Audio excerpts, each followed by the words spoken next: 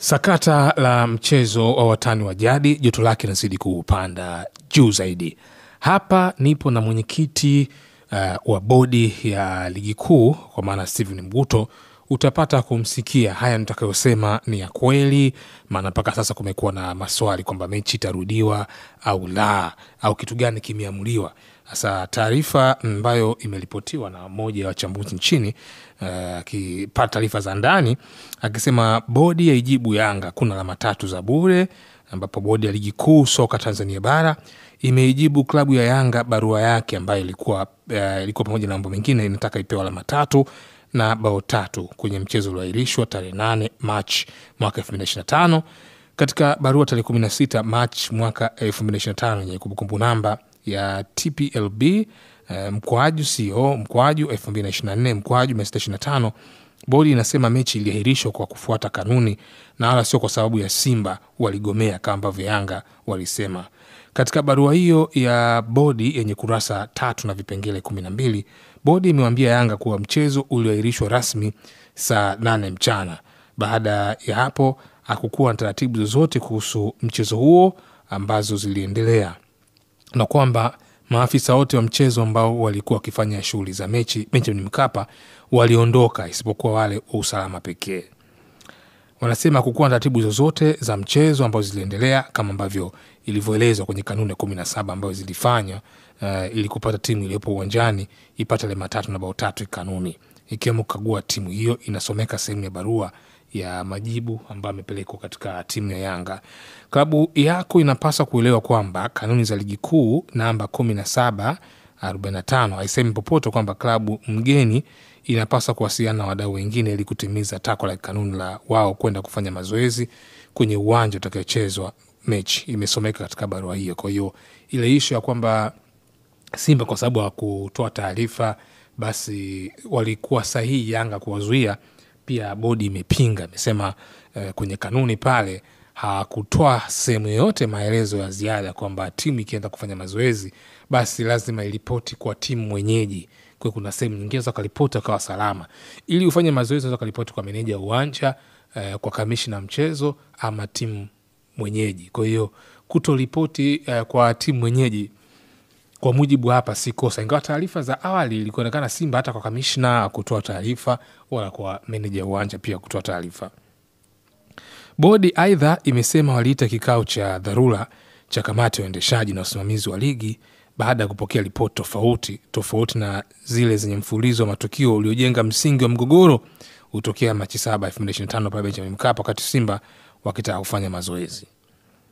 Kutokana na umuhimu na unyeti wa taarifa zilizopelekwa, zingine zilitishia usalama, vitisho, tuhuma za rushwa ambazo zinachukuliwa kwa umuhimu wa kipekee kwenye soka. Kamati iliona umuhimu wa kuahirisha mechi ili kuepuka changamoto za kiusalama kabla hazijatokea, kabla au baada ya mechi, na kujipa muda na pengine kuhusisha vyombo vya kitaifa vya uchunguzi, imesema barua hii ya bodi kwenda kwa Yanga. Kamati iliona matokeo hasi ya kuahirishwa kwa mechi ni madogo kuliko matokeo hasi ambayo yangetokea kwa mechi hiyo kuchezwa. Aidha, kwa kupeleka timu ya kiwanjani, timu ya Yanga pia wamekiuka kanuni ya 47 kifungu cha 18. Hasa kanuni ya 47 kifungu cha 18 inasema klabu ambayo itashindwa au kukaidi kutii maagizo na maamuzi au utekelezaji wa maamuzi ya TFF ama bodi ya ligi itatozwa faini ya shilingi milioni 5 au kuondolewa kwenye ligi kuu na kushushwa daraja. Kwa hiyo ni kosa kwa sababu siku ile hakukuwa na kiongozi yote ambaye anakwenda kuongoza mchezo wa Yanga. Kwa hiyo tafsiri yake mpaka sasa ni kwamba huu mchezo unapangiwa tarehe na itoe kwa wazi, na kitu ambacho kinasubiriwa sasa ni kwa upande wa Yanga. Je, Yanga watakubali kucheza mchezo huu kwa mara nyingine? Maana mpaka sasa ni sahihi kusema kwamba bodi ya ligi wakiingia kifua Simba, kwa maana wamesema wao ndo wameailisha mchezo kwa sababu mbalimbali. Kulikuwa na hatari za usalama, inawezekana dabi ingefanyika ingeleta madhara. Kwa hiyo walitoa muda kwa vyombo, kwa tuma ambazo zimetolewa vyombo kuweza kuchunguza ili kuja na tafsiri nzuri zaidi. Hasa hii imeibua joto kwelikweli kwa upande wa mashabiki wa Yanga, na nikasema hapa basi tuungane na Steven Mguto kwa dakika chache tuweze kujua tarajia lini mechi kupangwa, maana walisema watatoa tarehe mapema kabisa. Itapangwa tu. Tusiwe na wasiwasi, itapangwa. Tumesema tunafanya uchunguzi na alafu tutapanga. Manake mwenyekiti, nakumbuka kwenye ile sentesi ya mwisho kabisa ya kutoka bodi ya ligi ilisema kwamba tarehe mpya ya dabi ya Kariakoo itapangwa haraka iwezekanavyo, na sasa takriban siku 9 zimepita mwenyekiti.